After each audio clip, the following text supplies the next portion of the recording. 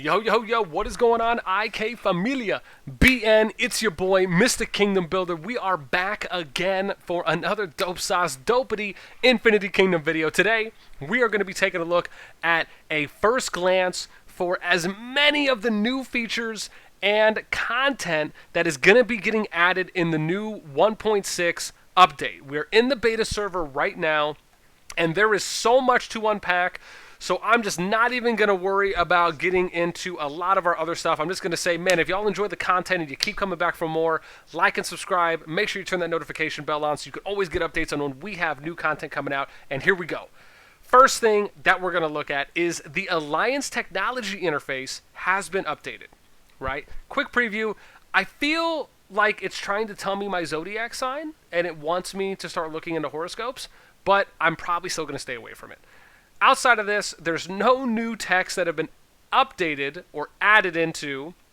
Really, it is more of an interface and cosmetic or aesthetic update that we're seeing here, right? So nice. Next thing is that there is a new VIP interface, right? Again, still kind of going with this constellation theme, but I actually kind of like it. And nothing's really changed beyond that. It just looks a little nicer. Some of the wording feels like it's spread out a little bit more. And I like the colors. That's all I can say. Next, we're going to go into the city. They have updated a building name. And it may not be a big thing, but I kind of just like that there's some new language. Instead of it being whatever it was before, which I want to say was the Treasury, if I can actually remember things, it is now called the Trove. And keep in mind, in the Trove, nothing has really changed, except, nothing's changed. Nothing at all has changed. It would have been nice if something had, because then we could have talked about it a little bit more, but that's it. Next is going to be new Immortals that have been added, right? And if you're still hanging around for a bit, there is actually a new sneak peek Immortal that we got a little bit of a leak on, which is a shout out to my buddy Riku, who did provide this to me. Okay, let's first talk about the new Immortals because it's pretty cool. So we got a new Holy Frontline Immortal. And yes, if you're wondering, you can now do a full Holy March with all Epic Immortals, which is pretty big. Now, Manco Capac. Let's read his skill and talk about it for a moment. Gain control immunity and channel a dazzling light for 18 seconds. The light decreases dodge rate to all allies by 7.5% up to 25% and removes all negative effects to a random ally once every 3 seconds. This means that it's going to proc 6 times during the 18-second duration, and it could remove up to 6 negative effects. After the spell, channeling is complete. Cause physical damage 60% up to 200% to all enemies until the battle ends. Energy will no longer be gained after the spell is casted. That means you won't be able to gain anything for 18 seconds. Now, the interesting part here is, does this mean, the second sentence, to all enemies, physical damage to all enemies until the battle ends, does that mean that it's going to channel every second? If so, you're looking at 18 seconds. And that's 18 times 200% damage rate's going to be hit, right? That's what, 3,000, 3,600 damage rate? Or if it's just individual 200 plus 200s and it's not like an accumulative stack? We'll see, right? That's just how I'm reading it. There's no other details here because it just doesn't say how often it procs. And I say that because in other skills we've seen from other Immortals, it does say how often a skill procs. So it'll be interesting, but I think Manco Capac is a really good Immortal, right? Just off of the face value. Okay, next, we're going to scroll down a little bit here, and we're going to take a look at my boy Sinbad. Yeah, I know his name's Arash, but he's Sinbad to me. Okay, now, his skill. He's a backline bowman, and he's pretty OP. Let's talk about it. He shoots 3 consecutive arrows. Each arrow deals damage to 1 random enemy unit. The first arrow deals physical damage at a rate of 60% up to 200%, and clears targets' positive bonuses and shield effects. This means that he can basically counter someone like Charles. He can counter someone like Gaius. He can counter some of the fire immortals that have buffs to stats that they give. And then the second shot deals the same damage as the first shot and reduces target's physical defense by 10.5% up to 35% for 3 seconds. Okay. And then the third shot deals massive physical damage to the target, right? So you're looking at third shot dealing up to 700% of damage. So again, really good. I think the first shot is probably the most important, along with the second shot I think is good. I mean, it's almost like a compounding effect. But regardless, I think Arash is really good, and I would almost be shocked to not see him immediately put in to a late game Earth meta lineup to start testing. Now let's look at some of the elites. There was a new addition here for my boy Yuji Mondok. And he's added in as a frontline water. Strongbow inflicts physical damage rate of 96% up to 320 on enemy targets directly ahead and decreases the resilience rate by 7.5% for 6 seconds up to 25%.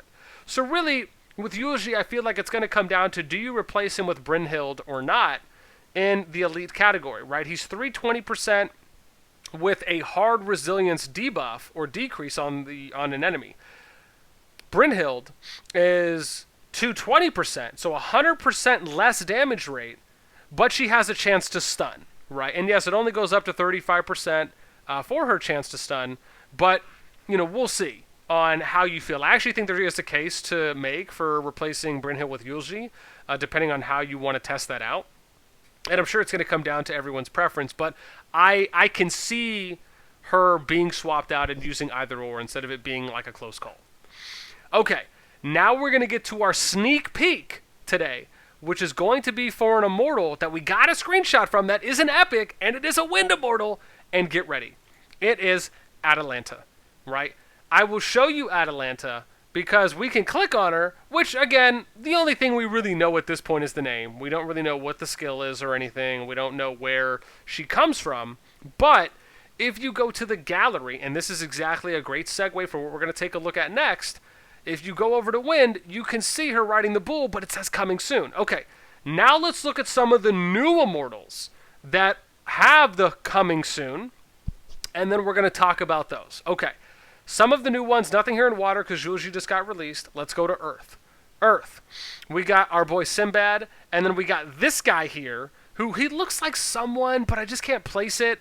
And then you got the guy in the back, right? So there's 2 new Earth Immortals that have not been released yet, but are coming soon. Actually, 3, excuse me. You got Beardy Santa back here, except with the goatee shaved off. So 3 new Earth Immortals. Oh, wow, I didn't even catch that the last time I did it. Okay, now let's go to Lightning. Everyone here is pretty good. There's 4 new Lightning Immortals, right? There's this guy here with the helmet, and then you got 4 up here. Now, or 3 up here. Tell me if these 2, I feel like this is Cao Cao, right? Is that, I feel like Cao Cao, and then I feel like Sun Tzu, right? These are easy guesses. I don't know who this guy is sitting down, but if he's going to tell my fortune, I may let him do it. Let's go to Wind. There is 1 more Wind Immortal here that hasn't been announced, and it's this guy, right? With his really long mustache. He's highlighted, but I can't click on him, and he doesn't say coming soon, but he is coming soon. And then we got Timon. We got the Timon and his cousin over here. Where's Pumbaa when you really need him, right? Okay, let's go to Fire. Now for Fire, we got just 1 right now, and that's this guy. Now tell me if he does not look like Lu Bu, right? I'm feeling a Lu Bu connection. Let me know what you guys think in those comments, if you feel the same, or if maybe you have a different guess. Okay. That goes over new Immortals, right? Man, I'm running through this pretty quick too, which is lovely. All right, now let's talk about the new pool icon. So in the bottom right corner of your map, or your interface, click on the pool, you can see Throne of the Supreme. Oh, dude, this is the server versus server. This is our SvS, our KVK. Oh, even though I can't click on anything, I'm still super excited. Next is going to be, let's look at the market. So on the market, there is a new thing now. You can now click on Details, Market, and Golden Path. This is the new addition. If we click on Golden Path, it doesn't do anything. It just says starts in 8 days. But if we want to get more information, here is where we go. We can look at the maintenance compensation email that was sent, And you'll see it says Battle Pass Golden Path. Now, there's two things I can kind of discern here from when it says Battle Pass. Either it is going to be something similar to a growth fund, which if we go here, and I'll just show you this as an example, if we do growth fund, right, this is where at certain tier levels you'll get extra resources or do other unlocks. It could be the same for the Battle Pass, except maybe it's more task related. Who knows if it's even going to be something you have to pay for. Maybe it's something free. We don't know. But I like the fact that it is something that you can get or is just already given to you, where you can get more resources that are just going to help you progress your account even more. So hopefully we'll get some more details once the patch notes come out, but it's pretty cool to think about. The next is going to be the new Arena tier scale. So it's a very small aesthetic thing similar to the Alliance Tech, but if you click tier, you could see they just added a nice new tier.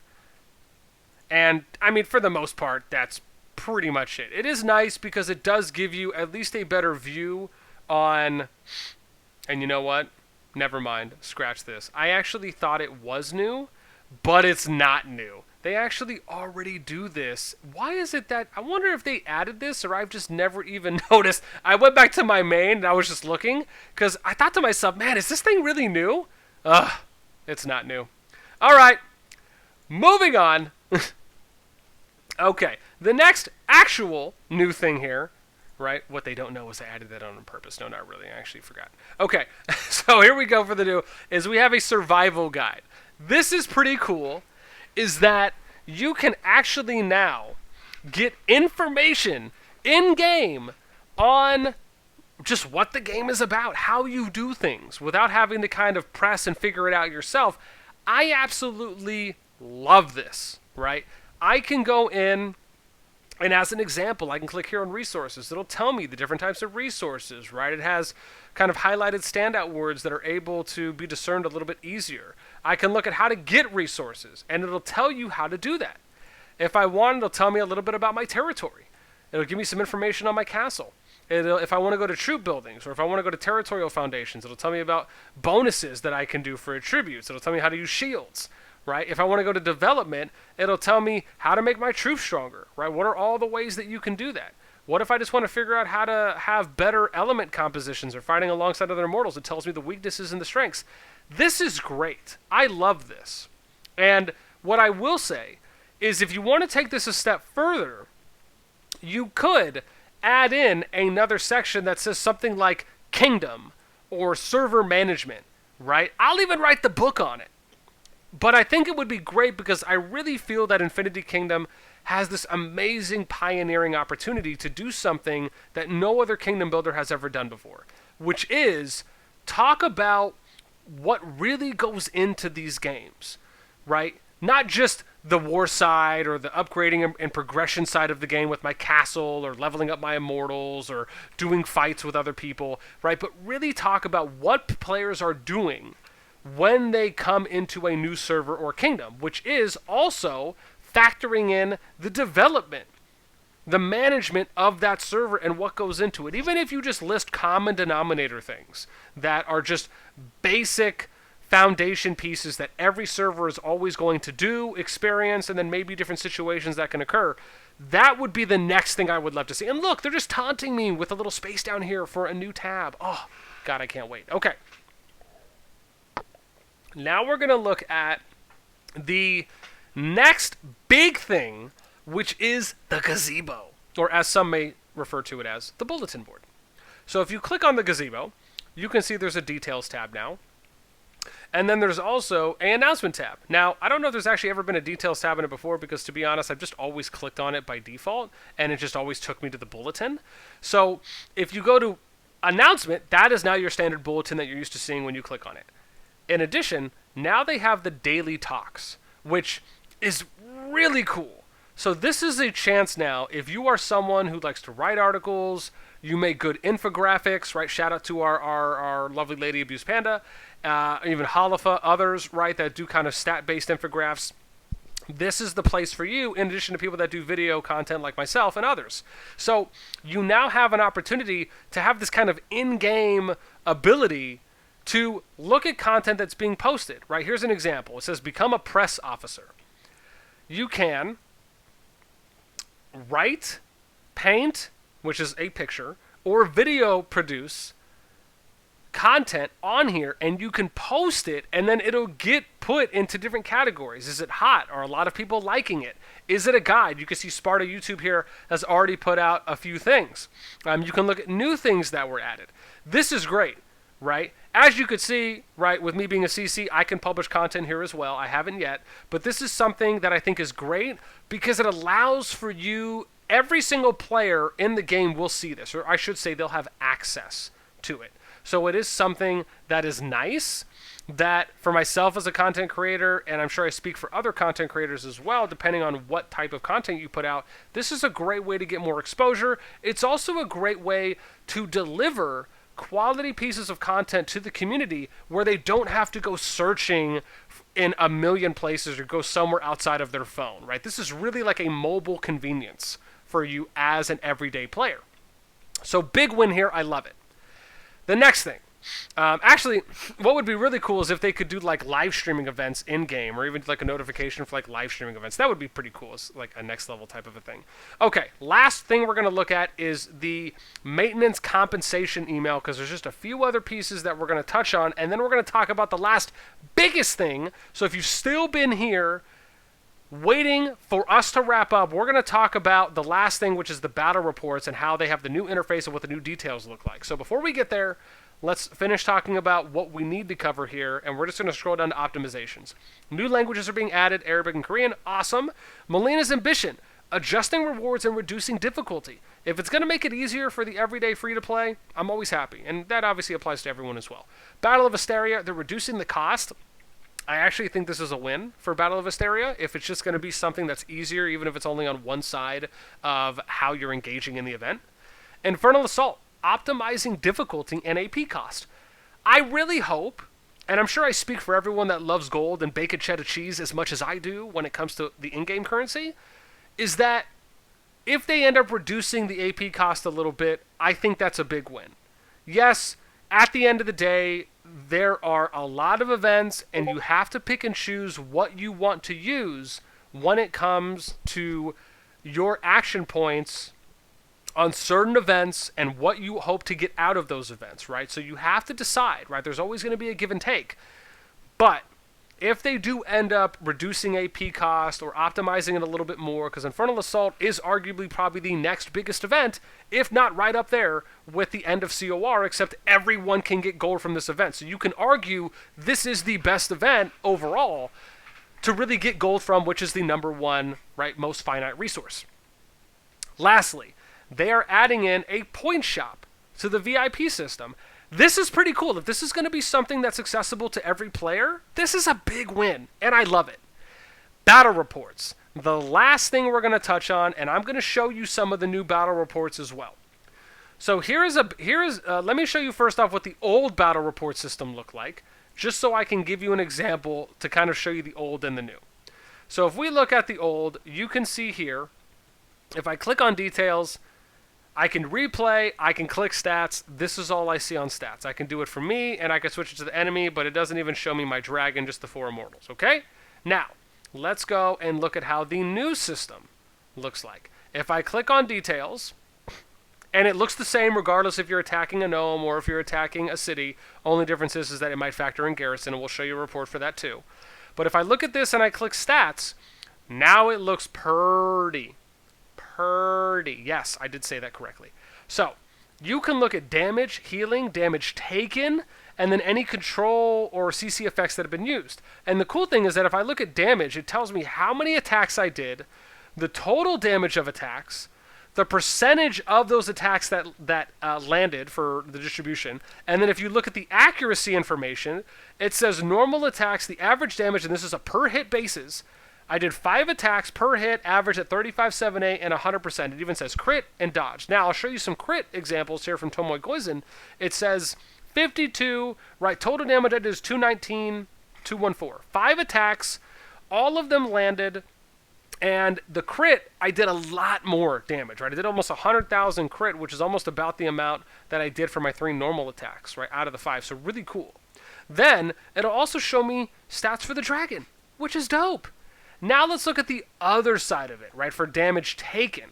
It'll show me which specific gnomes did which damage, and then it'll also show the skills that were used. Just like if I go here to Brynhild, or excuse me, to Helen of Troy, you'll see that it says I used Blizzard, right, on top of my normal attacks, which is really cool. Then I can swap it in the top left corner, and I can look at my enemies' stats for what they did, right? You can even look at the gunship, which is kind of like the dragon equivalent, right? And you can see the skills they used, the normal attacks they did. Now, let me show you a report from a city that we attacked for how that looks like.